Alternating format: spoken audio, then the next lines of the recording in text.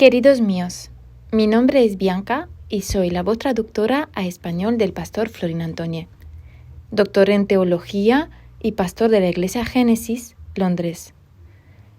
En su canal de YouTube Génesis podéis encontrar los sermones en el idioma original, rumano. Gracias por estar aquí y bienvenidos. Comenzamos.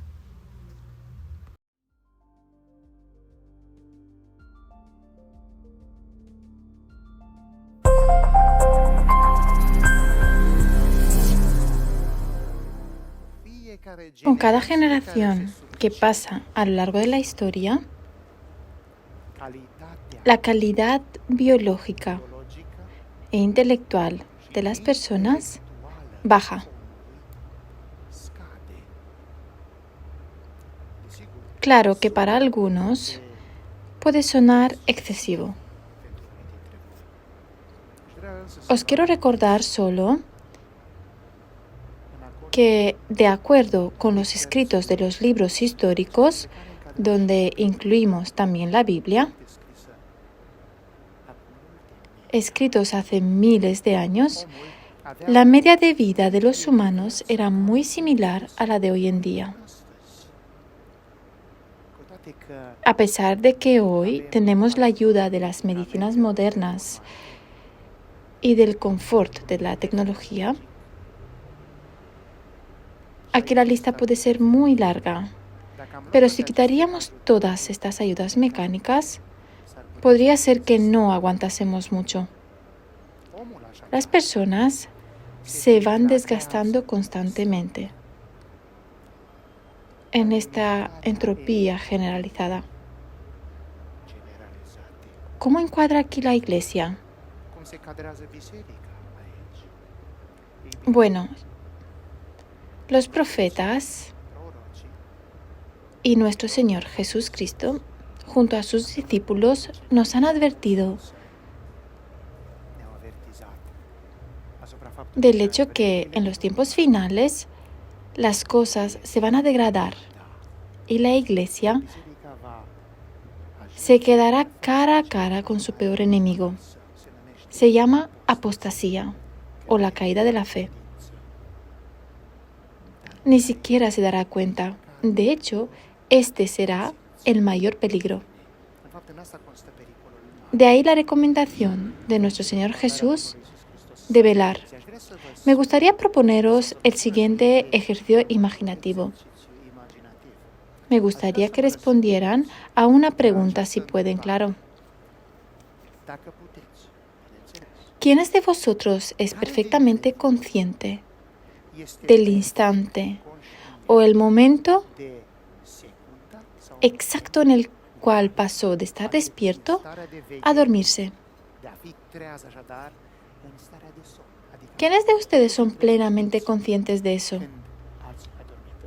Interesante es que nadie, porque está demostrado científicamente.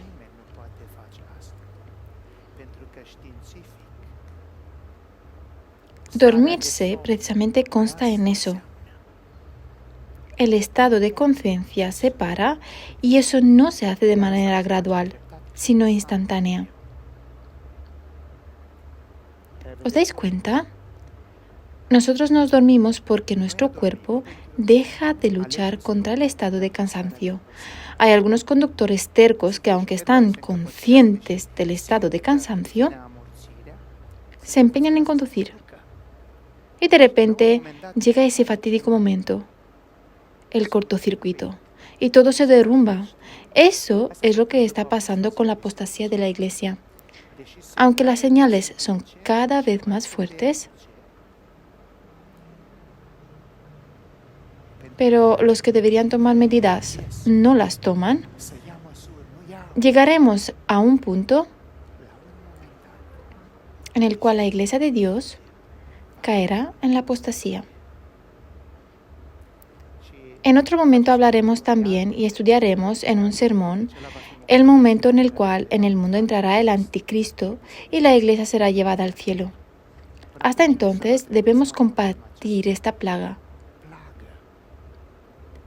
esta enfermedad que nos invade y nos adormeció Se llama la caída de la fe.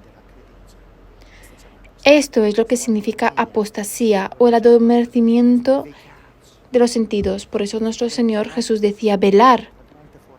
Pedro lo decía de otra forma, estar despiertos y velar, porque el diablo está rondando como un león buscando a quien devorar. 1 Pedro 5,8. El Señor Jesucristo explica con una parábola este estado de la iglesia postmoderna.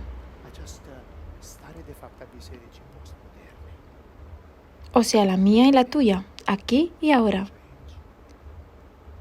Os advierto que lo que vais a escuchar a continuación podría tocar vuestras creencias o el estilo de vida que lleváis.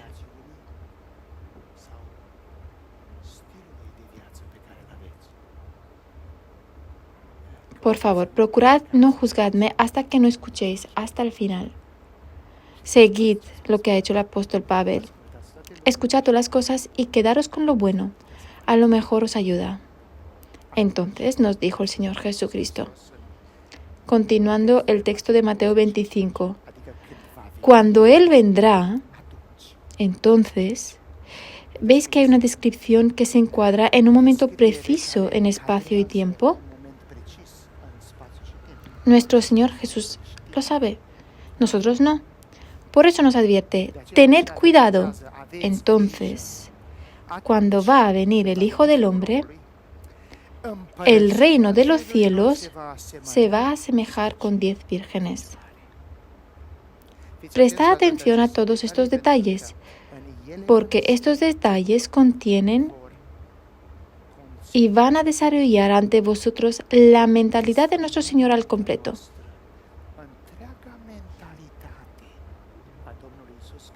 Respecto al arrepentimiento, respecto a la fe, a la iglesia y la relación de estas tres con el fin de los tiempos. Prestad atención. Os recomiendo que en vuestros cuadernos escriban 3 letras C.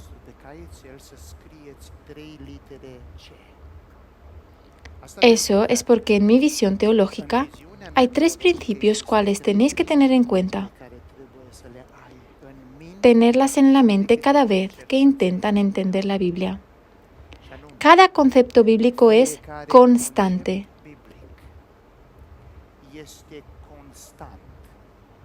Aparecerá constante a través de toda la Biblia.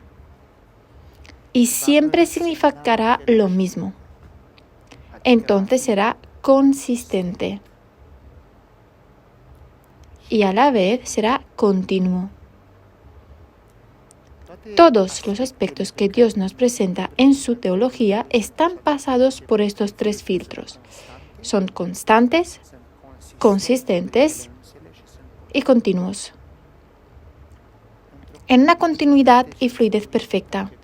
Lo que quiero decir aquí es que cualquier concepto bíblico, sea donde sea lo vayas a leer, va a ser usado por Dios para explicar la misma cosa. Por ejemplo, el concepto sangre es usado para explicar permanentemente el pago de algo preciso, ya sea ofrenda, pecado o culpa. Sea donde sea que vean sangre derramada, significa el pago de algo. Sea donde sea vean el concepto fuego. El fuego significa siempre en la Biblia juicio. Purificación por juicio. Recordad entonces estos detalles porque ellos van a describir y desarrollar ante ustedes misterios que quizás hasta ahora no habéis visto. Como estos conceptos hay muchos a nuestro alcance, pero ahora no disponemos de demasiado tiempo para analizarlos todos. Y bien, el reino de los cielos se asemejará con 10 vírgenes. Este concepto, el reino de los cielos, está usado permanentemente en el Nuevo y en el Antiguo Testamento, en 2 formas.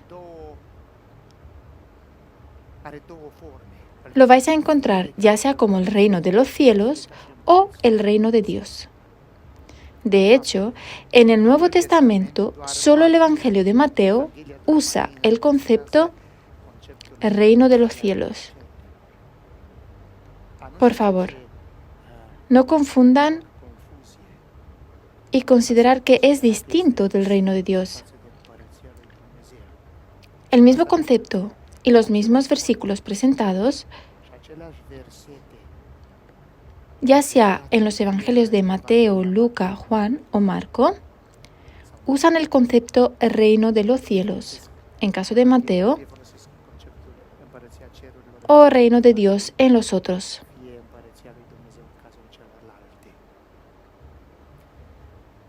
¿Por qué Mateo eligió usar el concepto reino de los cielos y no reino de Dios? Hace parte de una otra explicación y ahora no tenemos mucho tiempo, pero básicamente es porque él escribió para los hebreos. Mateo escribió en exclusividad para los hebreos, lo que Lucas después escribió a los gentiles, y escribiendo desde un punto de vista hebreo, él quiso evidenciar siempre el hecho que era algo distinto a lo que habían entendido los hebreos en esa época por reino. Por eso que entendiendo mal este concepto, quisieron poner a nuestro Señor Jesús como rey y a los 3 días lo crucificaron porque no les convenía la clase de rey que era. Pero volviendo, el reino de los cielos se asemejará a 10 vírgenes. Usando los 3 principios, constancia, consistencia, continuidad, nosotros debemos de entender qué significa el reino de los cielos y por qué se asemeja a 10 vírgenes. Si vais a consultar la Biblia, vais a ver que esta clase de reino es un elemento distinto. En Lucas 17:21, el Señor Jesucristo nos dice sobre este reino: míralo aquí o míralo allí, porque este reino de Dios está dentro de vosotros. Para poder entender esta paradoja, como que hay un reino dentro de mí, quería explicarlo con un ejemplo. Vosotros aquí sois un montón de gente de nacionalidad rumana, pero viven en Gran Bretaña. Os encontráis en Londres. Muchos desearon antiguamente llegar aquí, aunque no lo consiguieron. Vosotros sois como los afortunados ganadores de una clase de lotería a través de un visado para vivir en Londres. Aún así, mirándoos, yo veo a través de vosotros Rumanía. Por vuestra forma de vestir, por la forma incluso de sentarse, por vuestra forma de hablar o de escuchar.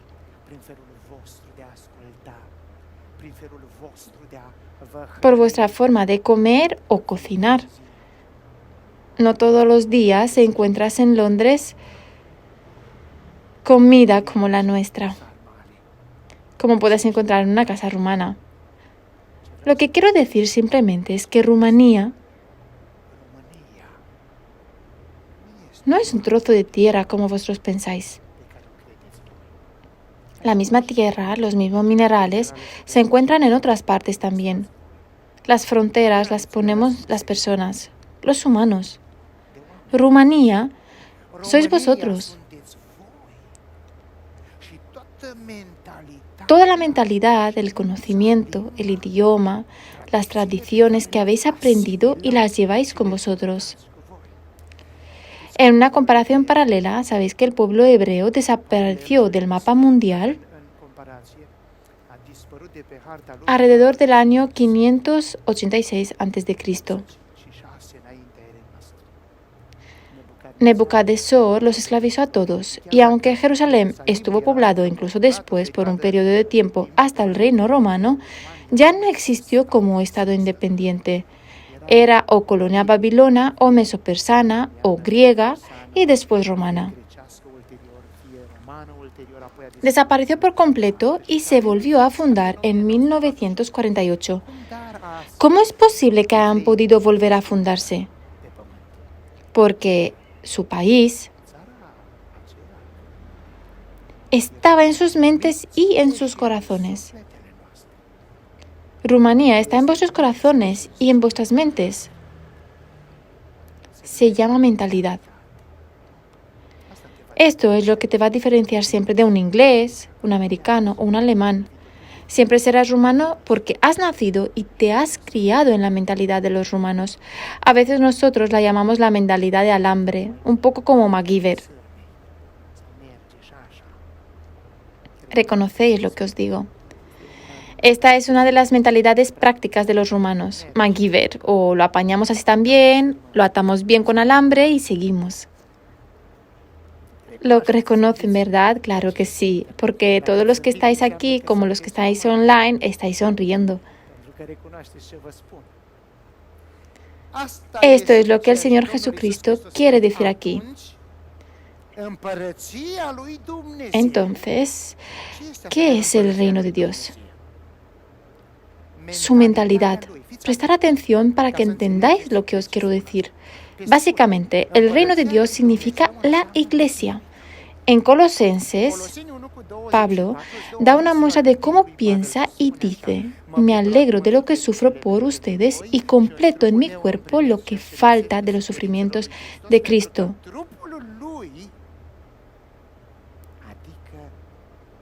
La iglesia. ¿Veis? El centro de atención de Pablo es la iglesia, el cuerpo de Cristo. Prestar atención porque seguimos. Esta mentalidad de Pablo registra otro pensamiento en Filipenses 3,10. Él dice: mi deseo, mi esperanza, mi pasión es de conocerlo a Él y el poder de su resurrección y de participar en sus sufrimientos para llegar a ser semejante a Él en su muerte. ¿Cómo se puede hacer eso? Hermano Pablo, ¿cómo es posible hacer eso? Pablo mismo te da la respuesta en Filipenses 2,5. Escuchad, por favor. Que haya en vosotros el mismo pensamiento que hubo en Cristo Jesús. Leído atentamente en griego, ahí no pone el mismo pensamiento o sentir en otras traducciones. En griego pone esa mentalidad. Hay una gran diferencia entre pensamiento y mentalidad. Pensamiento es algo aislado, pasajero y fugaz. La mentalidad es la fuente de todos los pensamientos. ¿Entendéis lo que os digo? Que haya en vosotros la mentalidad de nuestro Señor Jesús. ¿Qué mentalidad tenía Cristo? Y ahí te describe su belleza. Él, cual siendo de naturaleza divina, no se aferró al hecho de ser igual que Dios, sino que renunció a sí mismo y tomó naturaleza de siervo. En otras palabras, Pablo te describe qué es ser Dios.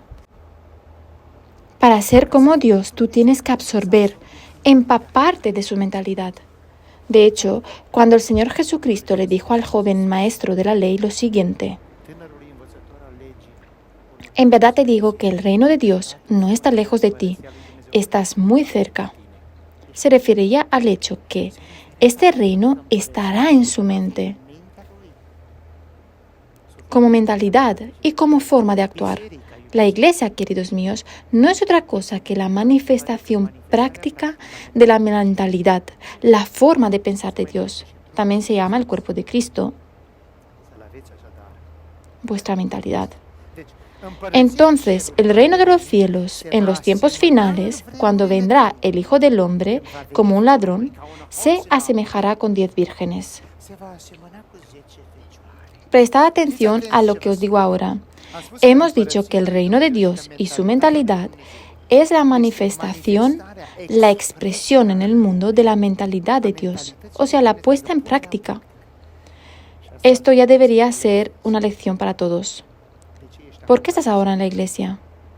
¿Eres el representante de Dios en el mundo? ¿Cómo practicas? Una pregunta adyacente. ¿Aún entiendes? ¿Aún entendemos nosotros la mentalidad de Dios? ¿Aún la practicamos?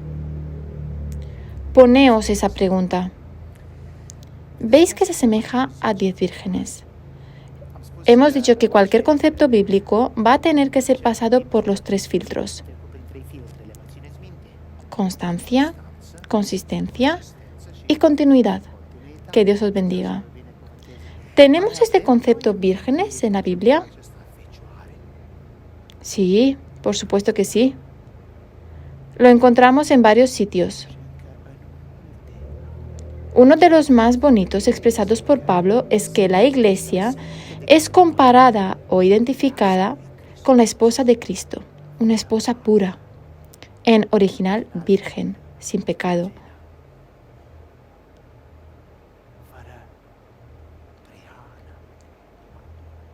La Iglesia es asemejada a una virgen, la esposa de Cristo, que irá a una boda, la boda del Cordero. ¿Recordáis a Sara, Rebeca, Raela?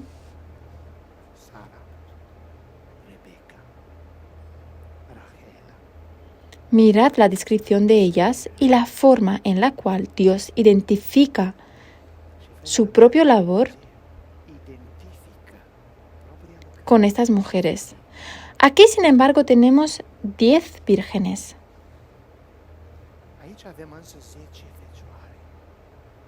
Y a lo mejor os preguntáis por qué Dios puso ese número. Seguimos y lo vais a entender. 5 de ellas eran sabias y 5 insensatas. Es muy interesante que Dios divide y parte la Iglesia en dos.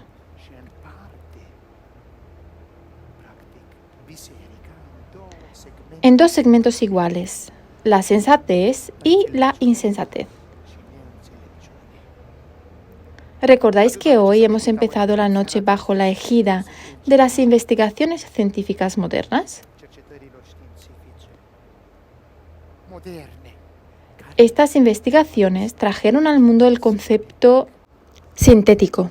Ya no tenemos aceites puros, naturales, minerales, ni siquiera artificiales, puros artificiales. Tenemos una combinación entre lo artificial y natural para que se convierta en sintético. ¿Recordáis lo que dice Pablo en 2 Corintios capítulo 6, desde el versículo 14 en adelante? Él habla allí de la mentalidad de Dios, de la cual hemos hablado antes, y dice lo siguiente. Os lo resumo, en casa os lo leéis, pero dice que en la mentalidad de Dios no podemos poner juntos la luz y la oscuridad, la injusticia con la justicia, los ídolos con el templo de Dios, el espíritu del mundo con el espíritu de Dios. Estas cosas no pueden estar juntas. De hecho, es lo que ha hecho el mundo hoy. Uno de los grandes estadísticos del mundo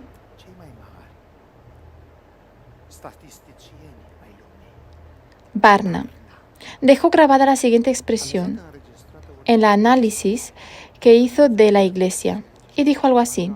Hoy el mundo entró en la Iglesia y la Iglesia llegó a estar llena de dramas, de show, de conciertos, de marketing, de psicología, de manipulación, pero se ha vaciado de Dios.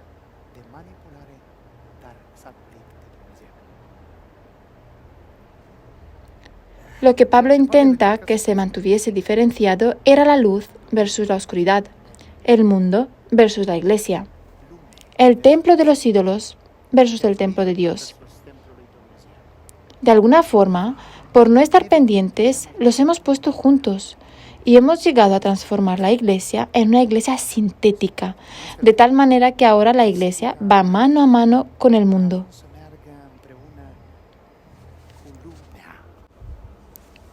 Irónicamente, en nombre de un propósito noble, y aquel es el de ganar adeptos.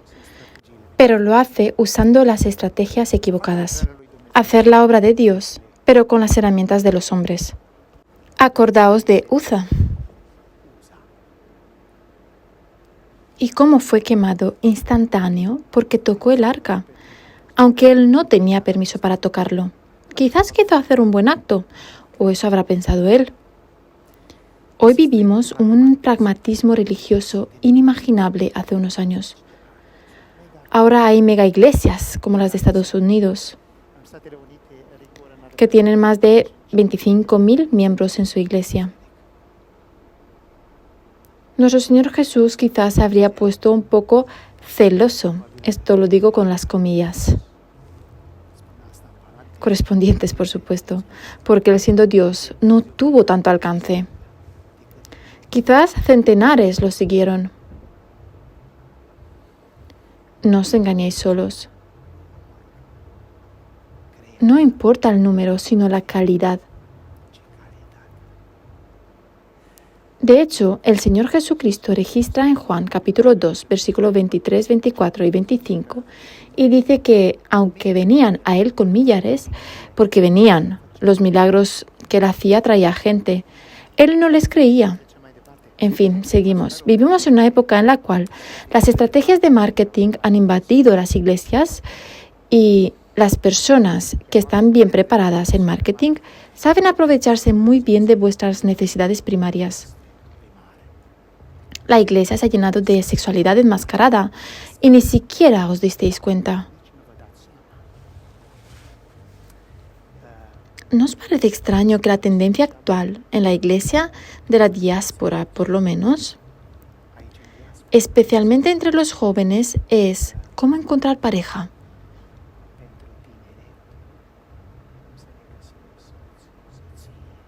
O sobre la vida íntima, y podríamos seguir.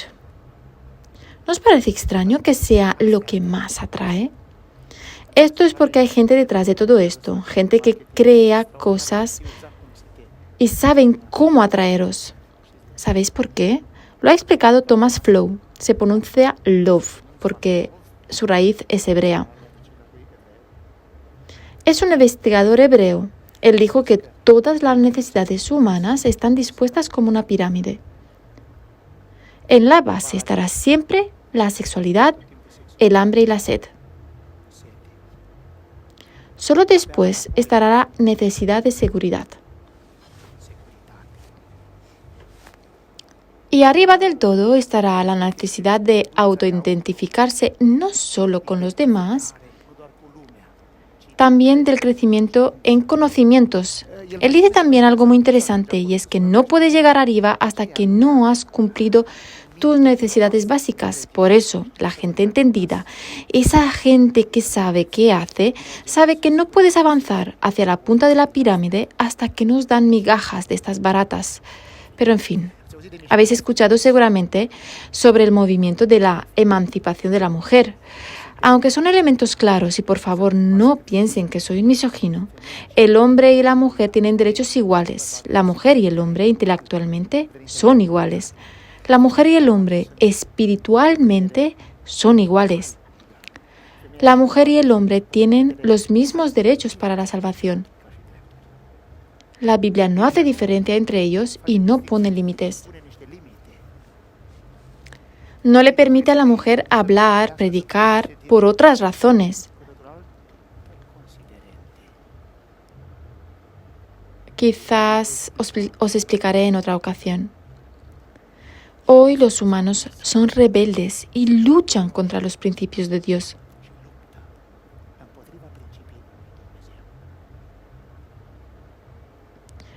Hay hombres hoy que quieren dar a luz, pero ellos no pueden. Hay roles y funciones que Dios las dejó específicamente para el hombre y otras para las mujeres. Mantengan esas funciones así, creedme que es mejor para todos. La iglesia moderna, queridos míos, se ha dividido de tal manera que ahora tenemos dos polos: los sabios y los insensatos, las vírgenes sensatas y las insensatas. Interesante lo que pasa aquí.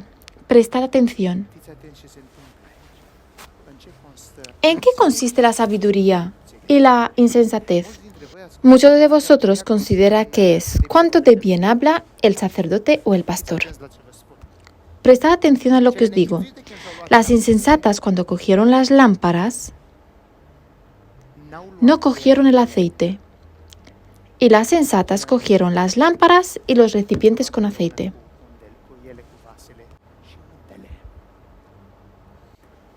Ahora pasemos a otro nivel de análisis. Tenemos dos componentes que las pasaremos por el filtro de los 3 Cs. Tenemos lámparas y tenemos aceites en las lámparas.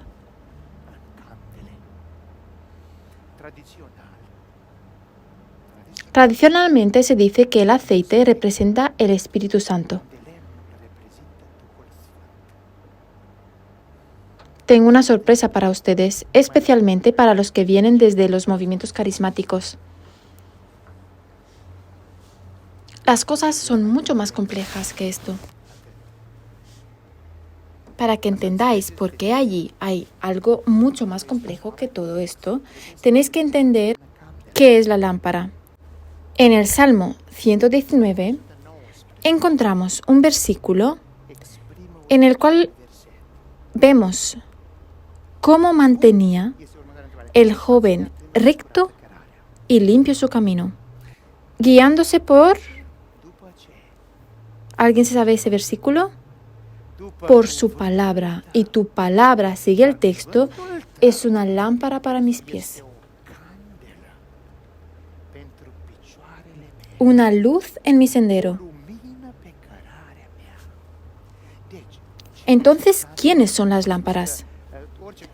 Hemos dicho que cada concepto bíblico ha de ser pasado por los 3 C: constancia, continuidad y consistencia.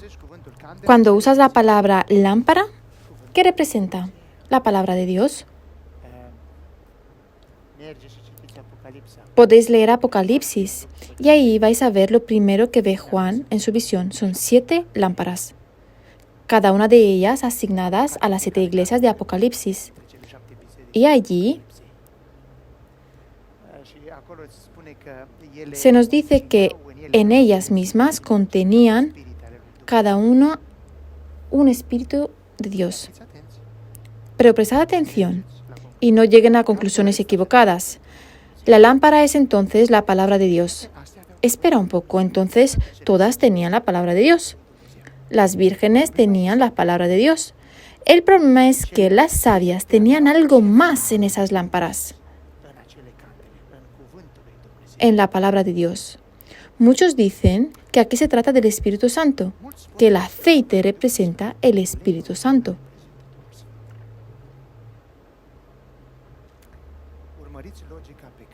Mirad la lógica que tiene el apóstol Juan, el apóstol Pablo y hasta nuestro Señor Jesucristo mismo. 1 Juan capítulo 2, versículo 18. Queridos hijos, esta es la hora final, y así como vosotros oísteis que el anticristo vendrá, que sepáis que muchos son los anticristos que han surgido ya. Por eso nos damos cuenta de que esta es la hora final. Aunque salieron de entre nosotros, atención a lo que dice el texto, en realidad no eran de los nuestros. Si lo hubieran sido, se habrían quedado con nosotros. Su salida sirvió para comprobar que no todos son de los nuestros, pero vosotros habéis recibido unción del Santo, con lo cual sabéis lo que es verdad. Recibieron la unción y conocéis. Entonces, la presencia del Espíritu Santo es sinónimo de conocimiento. Por cierto, el texto de 1 Juan capítulo 2, versículo 18 es firme. No puedes tener el Espíritu Santo y que te falte el conocimiento. Es imposible, ilógico, un sinsentido. Ni siquiera se puede decir más o menos. Igual sería ilógico. El texto continúa en 1 Juan capítulo 2, el versículo 24.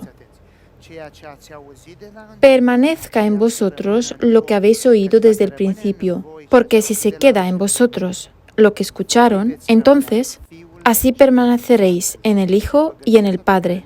Esta es la promesa que Él nos dio, la vida eterna. Os escribo estas cosas por aquellos que procuran engañaros. En cuanto a ustedes, prestad atención. La unción que habéis recibido de Él permanece en vosotros. Aquí prestad atención. ¿Dónde está el Espíritu Santo? Juan capítulo 14 hasta capítulo 16. El Señor Jesucristo le dice a sus apóstoles: hasta que yo no me vaya, no puede venir el Espíritu Santo. Y Él vendrá y estará con vosotros y en vosotros. Prestad atención, vuelvo a 1 Juan 2,27. La unción que habéis recibido queda en vosotros y no tenéis necesidad de que nadie os enseñe la verdad. Su unción os enseña sobre todas las cosas y es auténtica, no falsa. Permanezcan en él, tal como os enseño. O sea, esta unción es el modo en el que Juan habla sobre nuestro Señor Jesucristo, el que nos dio el Espíritu Santo. Aquí la unción representa el conocimiento que nos da el Espíritu Santo. La gente dice hoy en día que en la parábola de las 10 vírgenes el aceite representa al Espíritu Santo. Me gustaría deciros que el Espíritu Santo es una persona. Os lo recuerdo, no insisto, es Dios, es parte de la Trinidad. Sea donde sea que miren en la Biblia, representa un elemento cualitativo, no cuantitativo. Repito, cualitativo, no cuantitativo. No puedes decir tengo un 10% de Espíritu Santo. La gran confusión es porque en la Biblia a veces se usan conceptos como Pedro lleno de Espíritu Santo o Juan lleno de Espíritu Santo. Habéis escuchado eso, ¿verdad? Hasta nosotros decimos ser llenos de Espíritu Santo. Esto es un error de traducción. El concepto griego allí es plerez o plato. ¿Qué significa esto en el antiguo griego? Significa que te vistas de Espíritu Santo, no que te llenes como si te llenases de un líquido. ¿Veis que por culpa de algunos errores de traducciones nos hemos desviado? Este mecanismo de la unción es muchas veces prestado de las antiguas costumbres del Antiguo Testamento. Ahí la unción con aceite era un mecanismo, de ahí sale la confusión. Solo podía ser usado por el gran sacerdote y eso lo encontramos grabado en Éxodo capítulo 30. Podéis estudiarlo en casa.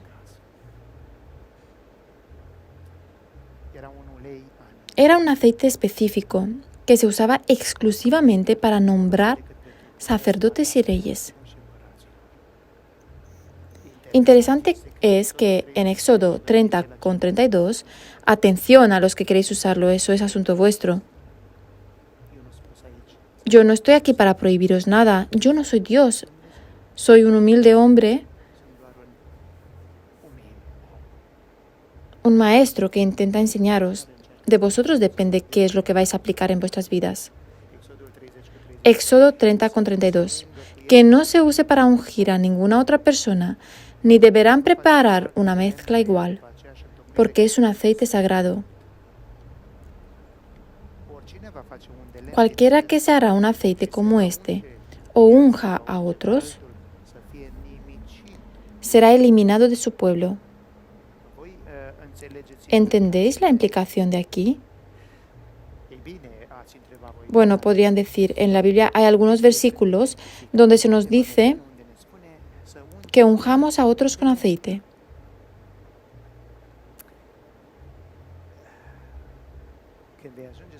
Cuando lleguen a memorizar la Biblia, recordarán rápidamente estas cosas porque cuando sabes los versículos los recuerdas rápidamente. Para los que habéis memorizado el Nuevo Testamento, sabéis que hay unos 10 versículos que explican esta frase, la unción con aceite.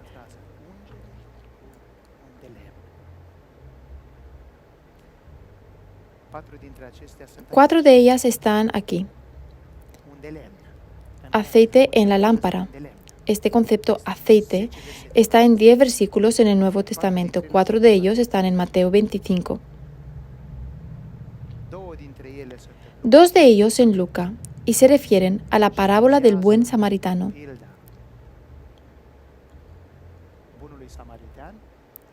Los otros 4 me gustaría leerlos porque es interesante que los escuchen.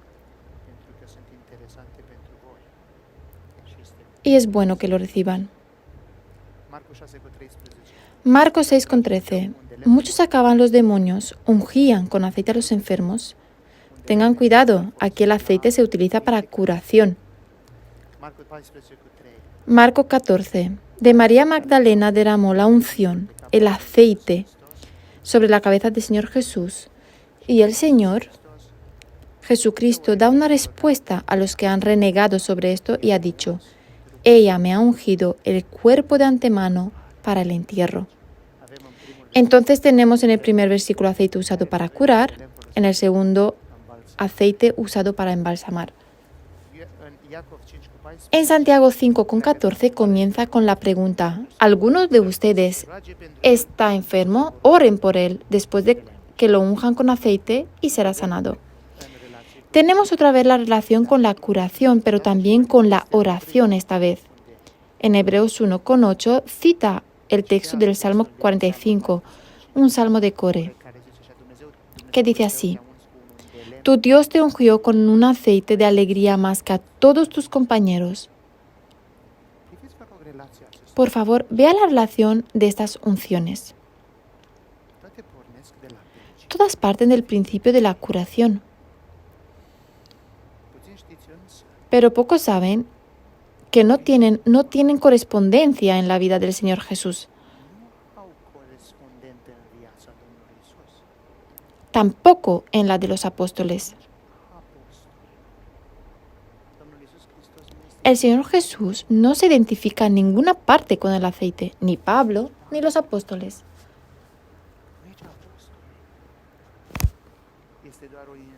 Es solo un inserto hecho por Santiago, Jacob.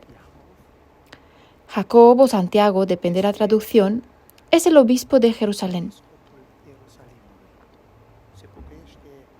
Se arrepiente y recibe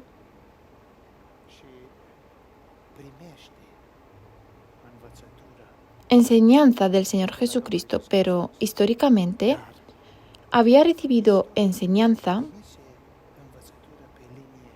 en la línea de los fariseos.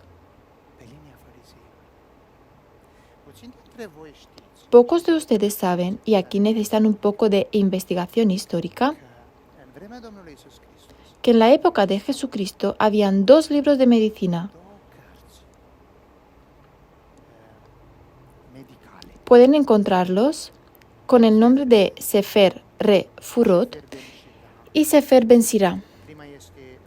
El primero es el libro de los remedios y el segundo es el libro de la sabiduría de Jeshua Ben Sira, hijo de Sira, lo cual inserta la necesidad de tratar a los pacientes de acuerdo a un cierto algoritmo. Exactamente, una parte del método de tratamiento era la unción con aceite. El aceite se usaba como medicina, queridos, en aquella época. Si leen los libros históricos lo entenderán, no saquen conclusiones precipitadas. Jacob no dice ahí que se use el aceite con fines espirituales. Dice que después de que lo ungirán, que oren. ¿Por qué espiritualizamos los elementos simplemente científicos o pseudocientíficos de ese momento? Eran empíricos, es decir, ese tratamiento se hizo porque así lo ponía en el libro de los fariseos.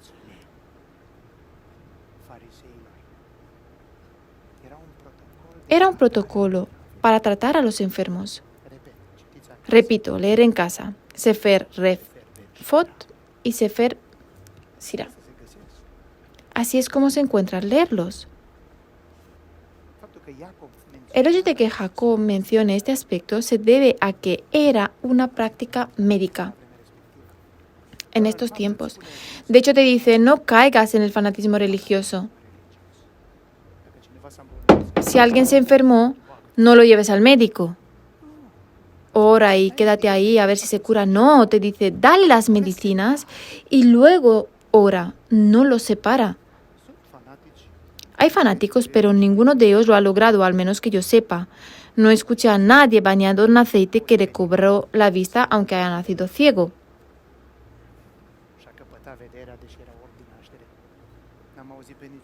No he oído a nadie que haya recobrado el oído aunque era sordo en nacimiento. Bueno, de esos programas de televisión que solo ves en poblaciones afroamericanas,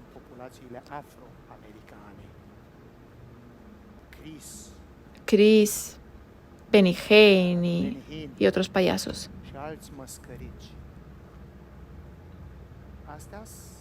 Estos son Perdonen mi expresión, para ingenuos, que no tienen con qué ocupar su tiempo y miran mascaradas. Queridos, si fueran reales, créanme que la CNN estaría transmitiendo en vivo.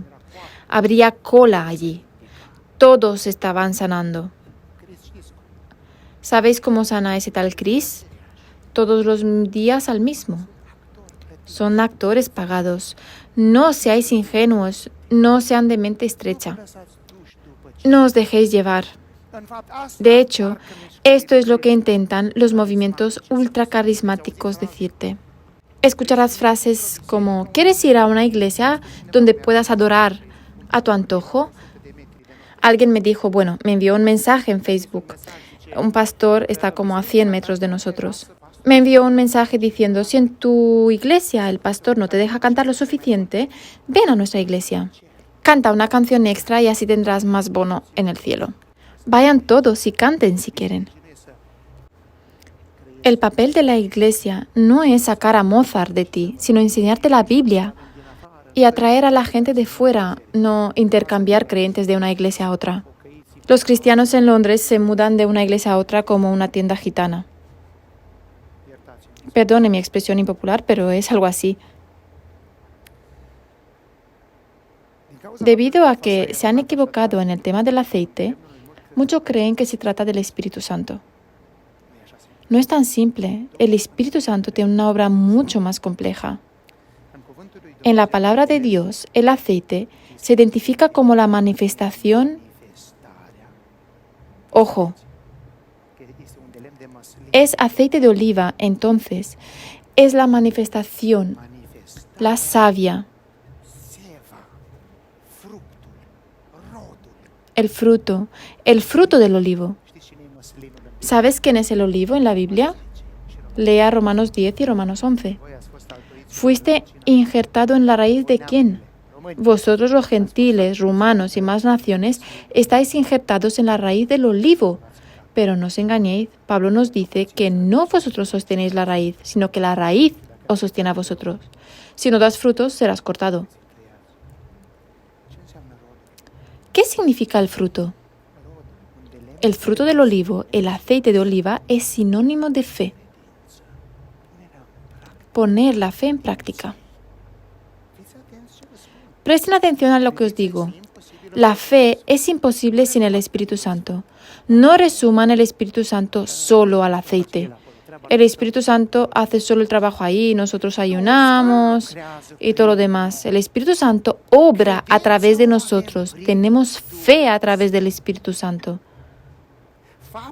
Tenemos los actos de bondad a través del Espíritu Santo. ¿Lo entendéis? No lo reduzcan a cosas simples. El Espíritu de Dios es mucho más. Ojo con lo que pasa aquí porque es algo misterioso.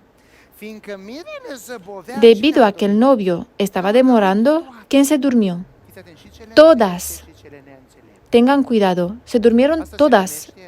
Esto se llama apostasía en nuestra época.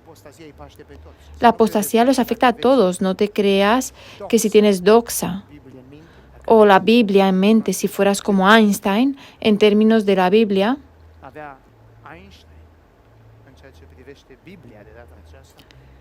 de esta forma, sabiendo mucho, llegarás al cielo.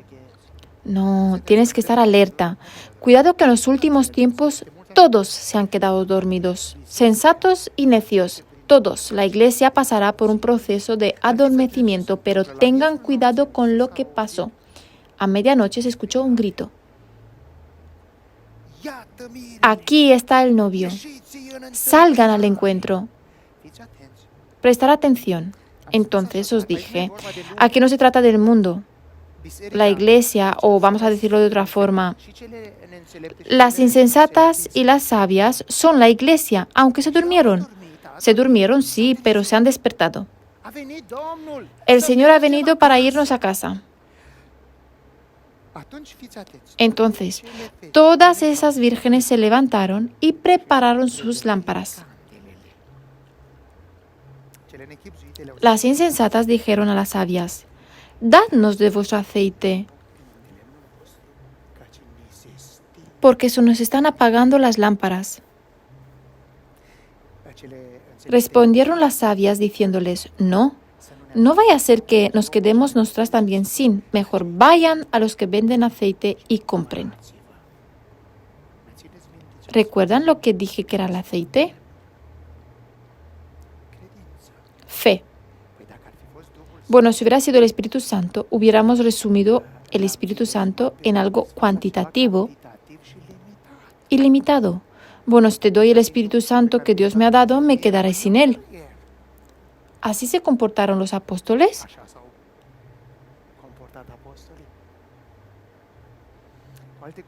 En otras palabras, esto es algo muy diferente. Esto es algo que solo obra en uno mismo, es personal y no se puede prestar a otro. Si fuera el Espíritu Santo no es tuyo. Tú eres suyo y se da a todos quienes lo reciben. Aquí es algo completamente diferente, algo que no se puede tomar prestado y algo que no se puede medir cuantitativamente. Dije que el Espíritu Santo no es cuantitativo, no puedes tener 10, 20, mira ese, con 50% de Espíritu Santo es más guay. O la hermana, que ahora es tiempo de las hermanas, están de moda las profetas, no los profetas. ¿Te diste cuenta de esto en los movimientos ultracarismáticos? Realmente ya no ves profetas, sino las profetas. Pero bueno, eso es otro tema, dejémoslo estar. Dicho de otro modo, volviendo a nuestro texto, no vaya a ser que no nos llegue a nosotras tampoco. Eso es fe. Se trata de fe, queridos. No puedes tomar prestada tu fe y no puedes simplemente dividir tu fe con otros.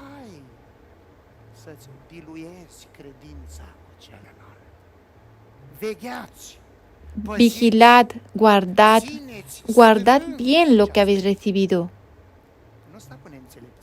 No te sientes con los necios en la mesa, no te justifiques delante de ellos. No tengas miedo, no te ocultes, no vaya a ser que se rían de ti. Di tu punto de vista, defiende tu fe, lucha por ella, practica y produce frutos para Dios. Eso es lo que tienes que hacer.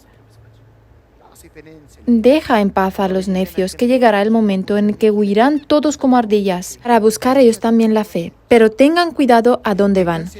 Se fueron a comprar el aceite. Aquí hay una palabra clave, comprar. Atención a la palabra clave, comprar. Iban a comprar aceite y vino el novio. Las que estaban listas entraron al salón de boda con él y la puerta se cerró. Entonces vinieron las otras vírgenes y dijeron, Señor, Señor, ábrenos. Pero él respondió y les dijo, de cierto os digo que no os conozco. Velar, concluyó nuestro Señor Jesús, porque no sabéis ni la hora ni el día en el que vendrá el Hijo del Hombre. Queridos, en conclusión, tengo solo algunas cosas que deciros que serán totalmente incómodas para algunos de mis colegas, pero tengo que decirlas. Tengo el mandato de Dios de decir la verdad y solo la verdad. Me perdonan si los pongo tristes ahora. La frase clave es ir y comprar. Interesante que estas chicas fueran de compras, ¿verdad? Y regresaron. Y llegaron y llamaron a la puerta. Pero la puerta estaba cerrada. Curiosamente, los que vendían no estaban con el Señor Jesús. Porque nuestro Señor Jesús había cerrado la puerta. Ellos estaban en otra parte. Hoy en día hay muchos gurús que manipulan la mente de las personas.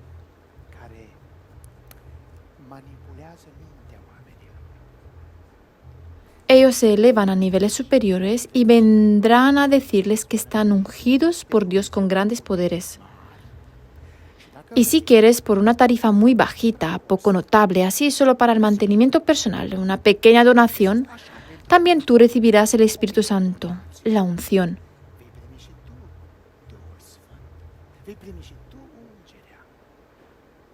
¿Habéis oído hablar de tales personas? ¿Queréis recibir? Venid a mí porque yo tengo Espíritu Santo. Queridos, cualquiera que os diga eso es un mentiroso, dice Juan, y la verdad no está con él. El Espíritu Santo no lo da a los hombres. No encontraréis ningún fundamento bíblico. Algunos vendrán y dirán, bueno, sí, pero en los Hechos de los Apóstoles, capítulo 8, se nos dice que Pedro y Juan les pusieron las manos a los de Samaria y vino el Espíritu Santo en ellos. No quiere decir que ellos dieron el Espíritu Santo. Es una tradición y ley judía. Cuando bendices, ¿has visto cuando te acercas al rabino qué sucede? Te toma la mano derecha y pone su mano derecha sobre la cabeza y te bendigo. Así bendecían los sacerdotes antaño. Lo mismo hicieron Pedro y Juan. Siguieron el mismo protocolo. El Espíritu Santo vino por la oración. Él te dirá, yo te doy el Espíritu Santo, pero no tiene fundamento en este libro. El que llegue y me trae un versículo y me enseña que me equivoco, me retiro. Pero sé lo que sé. Y sé que nunca vendrán porque tales personas permanecen escondidas en sus guetos. Les gusta esconderse en la oscuridad y vender lo que no les pertenece, olvidando que dijo Dios. Y os leo para que vean que no lo digo yo. Mateo 10:8. Sanar a los enfermos, echar fuera demonios, pero con una condición. Sin pago recibisteis y sin pago dar. La pregunta más común que recibo es, ¿cuánto cobro? En internet la gente me pregunta cuál es mi salario, dónde me formé y cuánto me paga la iglesia, quizás con la idea de contratarme. Y les he dicho, bueno, soy bastante caro. Me pagan con amor, no con dinero. La gente viene porque me ama como hombre y ama a Dios y su enseñanza. No tengo salario, soy voluntario. ¿Cómo? Podría ser millonario. Y les digo este versículo. Sin pago recibí. ¿Cómo iba a cobrar? ¿Qué? ¿Yo inventé la Biblia? ¿Cómo puedo predicar la palabra de Dios que pertenece a Dios y ganar yo? Señor, lea el libro de Judas. Dice que ahí fueron, tras las enseñanzas de Balaam, a cobrar injustamente. Les dije a algunos de mis colegas, ¿quieres tener éxito? ¿Quieres que se diga la verdad? Darlo sin dinero. ¿Quieres que darte a un nivel bajo? Te harás rico, pero no contarás los misterios de Dios porque no los tendrás, porque Dios no te los dará. En fin, curiosamente, esas personas que venden a Dios corren el riesgo de ser dejados de lado. ¿Has visto? No estaban con el Señor Jesús. Dios había llevado a su novia, estaban en la boda, había cerrado la puerta. Esos estaban ahí fuera y seguían vendiendo y vendiendo. Queridos, vivimos en el tiempo de la apostasía. Vivimos en el tiempo de la decadencia de la fe. Vivimos en una época en la que la Iglesia ha comenzado a oler mal.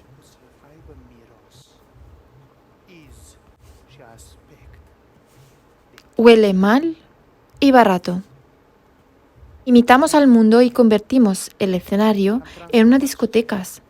Hay iglesias donde ya no puedes ver nada en la sala. Todo es oscuro, hay humo y vapor, como en una discoteca. Luces de colores que trastornan tu mente.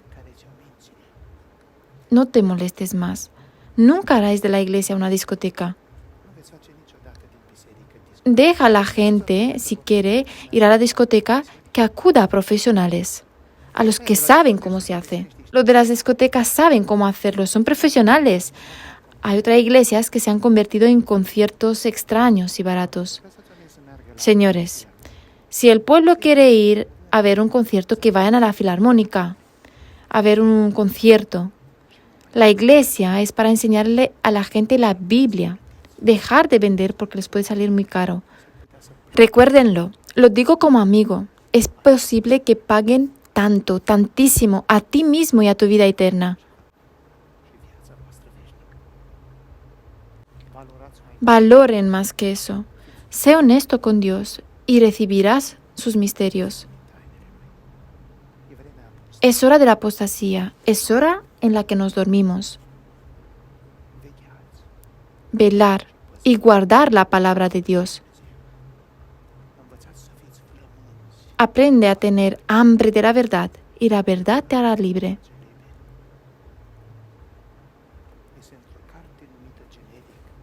Está en un libro llamado genérico, biblioteca, biblios en griego. Un canal de radio que te conectará con Dios.